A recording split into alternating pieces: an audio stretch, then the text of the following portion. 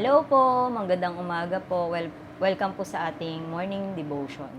Sige po, tayo po ay manalangin bago po tayo magpasimula sa ating devotion ngayong umaga.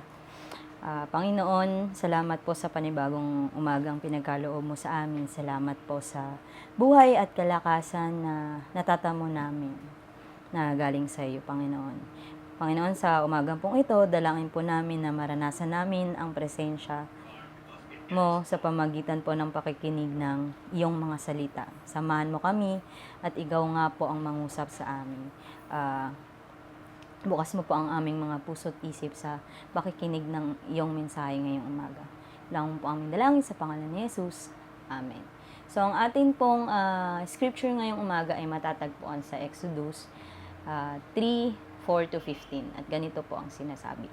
Nang lalapit na si Moises, tinawag siya ni Yahweh buhat sa nagliliyab na punong kahoy. Moises, Moises, ano po iyon? Sagot niya. Sinabi ng Diyos, huwag kang lumapit, hubarin mo ang iyong sandalyas, sapagkat banal na lugar ang kinatatayuan mo. Ako ang Diyos na sinamba ng iyong mga ninuno, ang Diyos ni Abraham, ni Isaac, at ni Jacob. Tinakpan ni Moises ang kanyang mukha sapagkat natatakot siyang tumingin sa Diyos.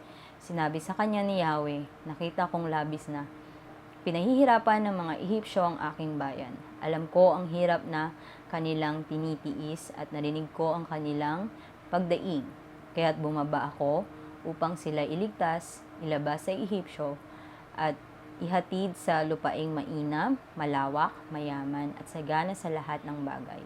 Ito'y ang lupain ng mga Cananeo, Heteo, Amoreo, Perezeo, Hivita, at Jebuseo. Narinig ko nga ang pagdaing ng aking bayan, at nakikita ko ang pang-aaping ginagawa sa kanila ng mga Ehipsyo. Kaya't papupuntahin kita sa Parao upang ilabas mo sa Ehipsyo ang aking bayang Israel. Sumagot si Moises, sino po ako para humarap sa Parao at ilabas ang bayang Israel mula sa Ehipto? Huwag kang mag-alala, hindi kita pababayaan. At ito ang magiging katibayan na ako ang nagsugo sa iyo. Sa bundok ding ito, sasambahin ninyo ako kapag nailabas mo na sa Ehipto ang aking bayan, sabi ng Diyos. Sinabi ni Moises, pupunta ako sa mga Israelita at sasabihin sa kanilang ako'y sinugo ng Diyos ng aming ninuno. Ngunit ano po ang sasabihin ko kung itanong nila kung sino ang nagsugo sa akin? Sinabi ng Diyos, ako'y si ako nga, sabihin mo sa mga Israelita na sinugo ka ng Diyos na ang pangalan ay ako nga. Sabihin mo sa kanila na sinugo ka ni Yahweh ng Diyos ng inyong mga ninuno, ng Diyos ni Abraham, Isaac at Jacob. At ito ang pangalang itatawag nila sa akin magpakailanman. So, sa atin pong binasa, ito po yung pagtawag ng Diyos kay Moises, no? Dahil nakita po ng ating Panginoon na pinahihirapan yung kanyang bayan. So, ginamit po ng Panginoon si Moises para ilabas ang kanyang bayang Israel sa Ehipsyo. May dalawang bagay lang po akong gustong ibahagi sa inyo ngayong umaga.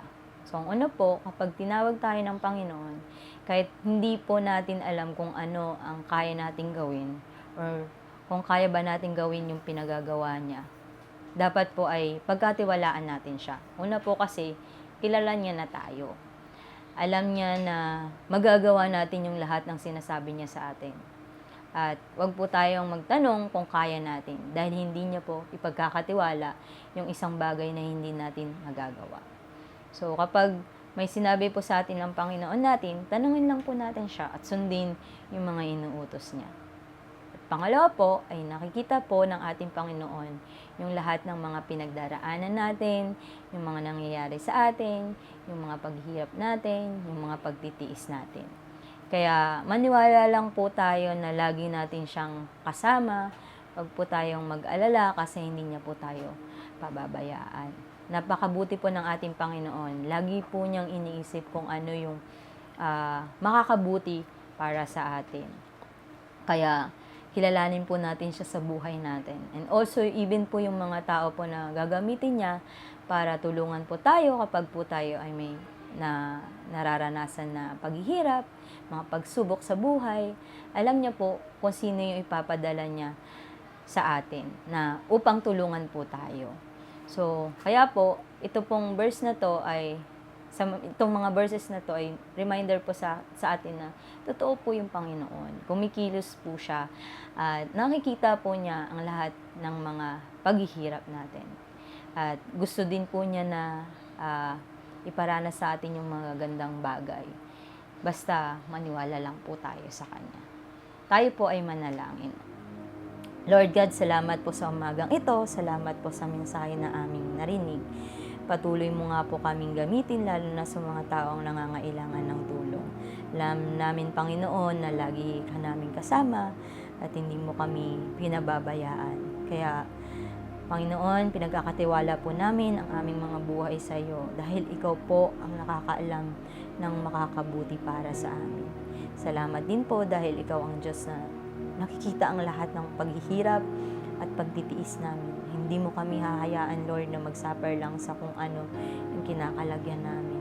Kaya, Panginoon, naniniwala kami sa iyong mga pangako at alam namin na hindi mo kami bibiguin. Basta maniwala lang kami sa iyo.